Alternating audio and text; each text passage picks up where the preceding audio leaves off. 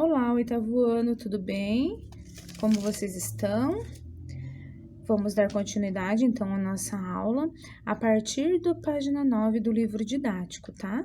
Na aula passada, a gente fez até a número 2, onde vocês tinham que elaborar duas perguntas, né?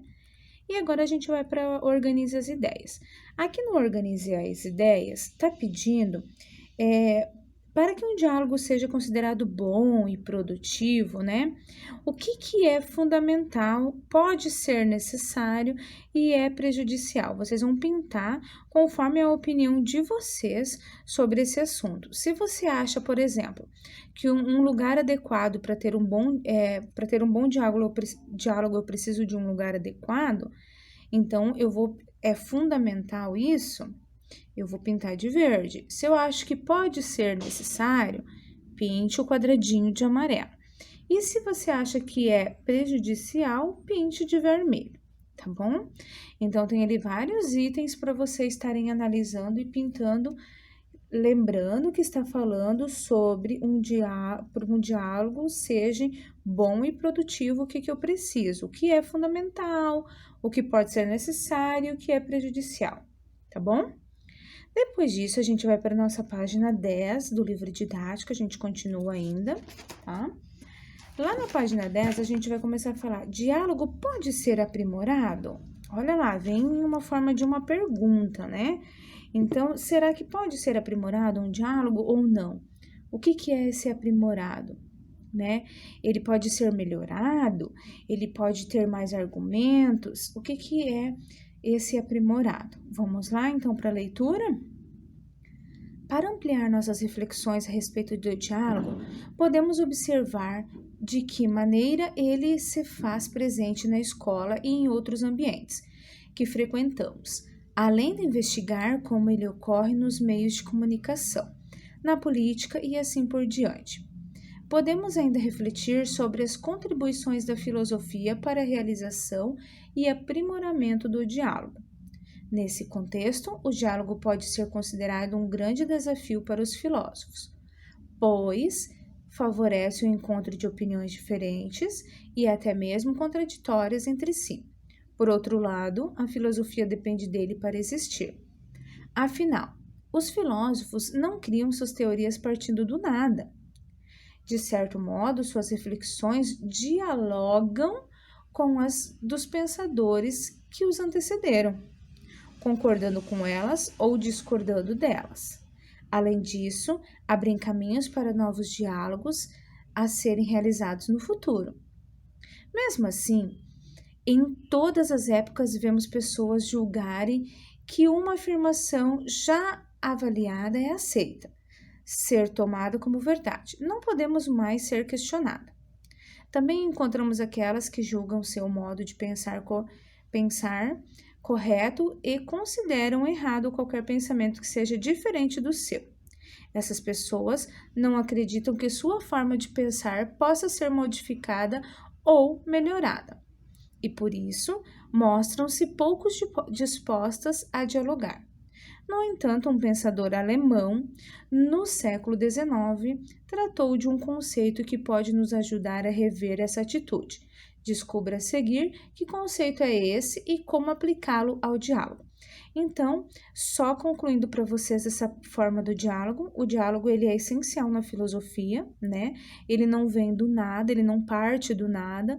Os filósofos também procuraram saber o que os pensadores passados, antecedentes deles, falaram e pesquisaram sobre aquilo para saber se ainda continua essa teoria, se o pensamento mudou, se aprimorou, se o que aumentou, o que diminuiu, até onde é verdade ou não, né? Então, para que não nos acomodamos a qualquer explicação ou diálogo que a gente ouve, a gente também precisa ser curioso, buscar, né? E saber melhor sobre o assunto que nos atrai. Então, agora a gente vai descobrir quem é esse pensador alemão lá do século XIX que tratou sobre esse conceito, sobre o diálogo. Então, aqui no Olhar de Filósofo, a gente tem o filósofo, né, esse pensador alemão, o nome dele é Georg Hegel, tá? Georg Hegel é a pronúncia correta do nome dele. Então, ele concluiu que tanto no mundo quanto no pensar, um determinado movimento se repetia. Para designá-lo, empregou o termo dialética. De acordo com esse de acordo com esse filósofo, tal movimento começava com um confronto de situações ou ideias contraditórias e levava à construção de uma síntese. Então, lá num diálogo, quando um tinha uma opinião sobre um assunto e do mesmo assunto o outro tinha outro olhar, né, gerava a construção de uma síntese que era o resultado de uma nova situação, de uma nova ideia, né, semelhante ou diferente do que eles estavam falando. Então, Hegel, ele afirmava ainda que tal movimento, a dialética, recomeçava sempre que surgia uma nova situação ou uma ideia que contrariasse a síntese estabelecida. Então, esse movimento de ideias resultava em uma síntese, né? E assim sucessivamente. Ele falava: confrontar ideias diferentes pode gerar novas ideias. Continuando, então, vocês podem acessar esse QR Code que aparece no final da página, que é um joguinho que fala, na verdade, uma explicação melhor sobre esse movimento da síntese, tá bom? Aqui na página 11, então, quando aplicado ao diálogo, o conceito de dialética, tal como estabelecido por Hegel, mostra que, perante as diferentes formas de pensar a respeito de um assunto, não devemos simplesmente aceitar uma e excluir as demais. Afinal, a diversidade de pensamento pode surgir novas ideias resultantes daquelas que já existem antes do diálogo. Então, na ideia dele, quando a gente tem duas ideias contraditórias do mesmo assunto, pode gerar uma terceira ideia que contemplem as duas que já foram faladas, né? Não descartando nenhuma, e sim formulando uma terceira ideia. Desse modo, é possível concluir que cada ideia contém em si mesma algo que permanece e algo que se modifica no contato com outra ideia. Portanto, dialogar dialeticamente permite descobrir por meio da reflexão e do respeito o que duas ou mais ideias diferentes podem gerar quando se encontram. Assim, os pensamentos podem se tornar mais abrangentes por meio de uma prática dialógica que nos permite atualizar maneiras de pensar e buscar a verdade, revisar teorias ou leis estabelecidas, contribuir para o bem comum, tá? Então, são o que gera essa terceira ideia, esse movimento que é a dialética, tá? Lá na número 1, eu vou pedir para vocês fazerem no caderno de vocês e deixarem lá registrado. Não precisa me mandar foto, que eu vou estar olhando na volta das aulas, eu vou estar olhando e avaliando todas essas atividades que eu estou pedindo para registrar no caderno, tá bom? Coloque lá o dia de hoje, o número da página e a resolução dessa atividade. Então, número 1, então agora que a gente já conhece o conceito de dialética, né?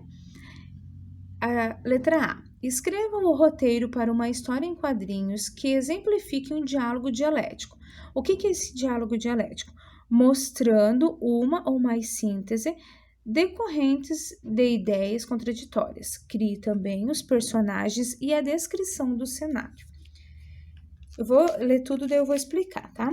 Lá na letra B, recorte os balões do material de apoio para utilizá-los em sua história, tá?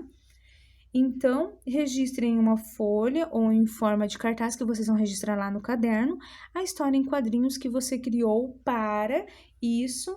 Utilize desenhos e colagens. Então, aqui no material de apoio que eu vou mostrar para vocês, nós temos os balões que vocês vão utilizar e vão fazer lá no caderno de vocês, que é esses daqui, ó. Vocês vão utilizar na história em quadrinho de vocês. Como que eu vou fazer, professora? Eu vou pensar em um assunto, polêmico ou não, da preferência de vocês. Vou dar um exemplo, tá?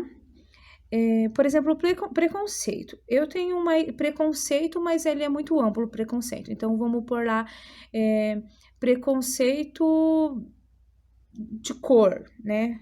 Sou preconceituoso, não gosto de pessoas com uma cor diferente da minha. Então, eu sou uma pessoa racista, um preconceito. Eu vou abordar um tema, e esse tema eu vou colocar lá no minha história em quadrinho 2 pessoas conversando ou mais. E, por exemplo, 2 pessoas conversando, cada uma com uma ideia diferente.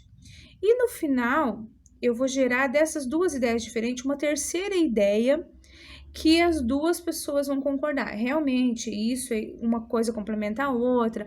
Ou eu pego um assunto qualquer. Isso foi só um exemplo que a professora deu para facilitar o pensamento de vocês, tá bom? Liberdades de pensamento e expressão. Em todo o mundo, diversos países adotaram então uma democracia, regime político que defende a liberdade individual como a de pensar por si mesmo, a expressão pacífica ou publicar as próprias crenças, ideias e opiniões. Porém, a realização desses direitos, previsto em declarações, constituições, e outros documentos, é um desafio mundial, pois nem todas as nações têm governos democráticos. Além disso, mesmo naquelas nações que afirmam o direito à liberdade de pensamento, expressão, ainda encontramos o preconceito, a intolerância, a discriminação e até a censura, a perseguição de pessoas por suas ideias. São situações que se repetem nos mais diversos espaços sociais promovidos por autoridades ou mesmo por indivíduos que na convivência com os outros os desrespeitam por terem ideias, crenças e pensamentos diferentes. Por outro lado, em nome das liberdades de pensar e de expressar, ocorrem abusos tais como sensacionalismo, invasão de privacidade, calúnia, difamação, ofensas, discursos de ódio e manipulação de informações em nome de interesses. Para ajudar você a refletir sobre tais situações, vamos recuar ao passado, em busca de informações a respeito da conquista dos direitos à liberdade de pensar e de expressão, tá? Então, a gente dando continuidade lá na nossa página 12, a gente vai falar agora, então, lá sobre o iluminismo, quem foram os principais representantes do iluminismo e como isso aconteceu. Então, lá entre o século XVII e XVIII, desenvolveu-se na Europa um importante movimento intelectual, social, que ficou conhecido como iluminismo. Os pensadores iluministas acreditavam muito nos potenciais da racionalidade humana e também na possibilidade de progresso dos indivíduos e das sociedades. Além disso, eles defendiam ardentemente a liberdade. Na França, destacaram-se inúmeros representantes do iluminismo. Entre eles citados, a gente tem o Jean-Jacques Rousseau, né? E a gente tem o Voltaire, né? Que viveram no século XVIII.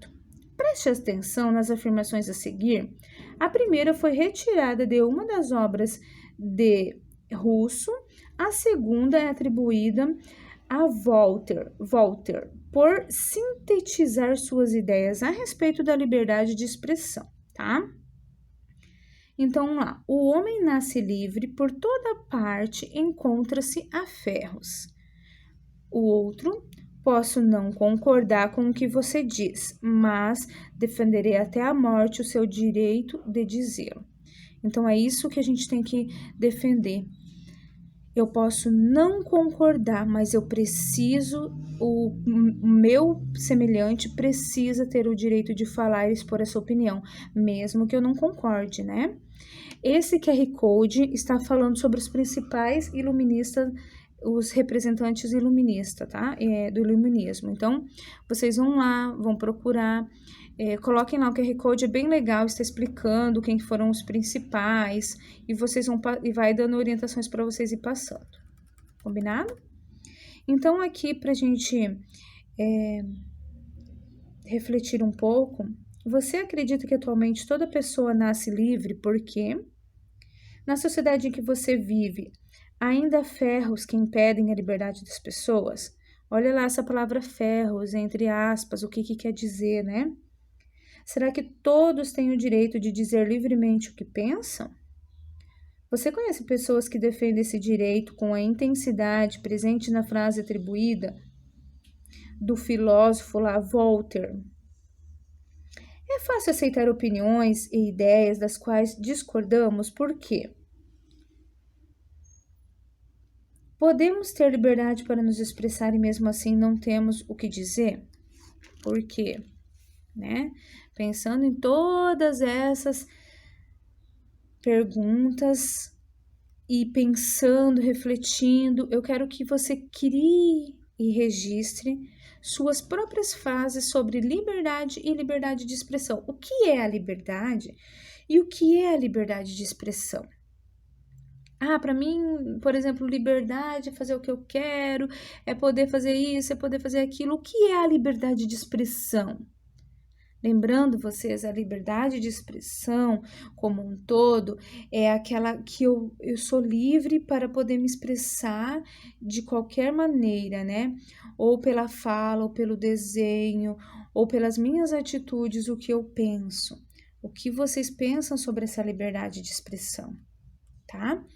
A nossa aula vai até aqui na atividade da página 13, que fala sobre a liberdade e liberdade de expressão. Eu vou deixar para vocês como tarefa lá no livro de atividades, leitura da página 2 e 3 e execução das atividades na página 4 e 5 do livro de atividades. Tá bom, oitavo ano? Muito obrigado pela atenção. Vamos lá, levar a sério. Logo nos encontraremos e fiquem com Deus, tá bom? Beijos.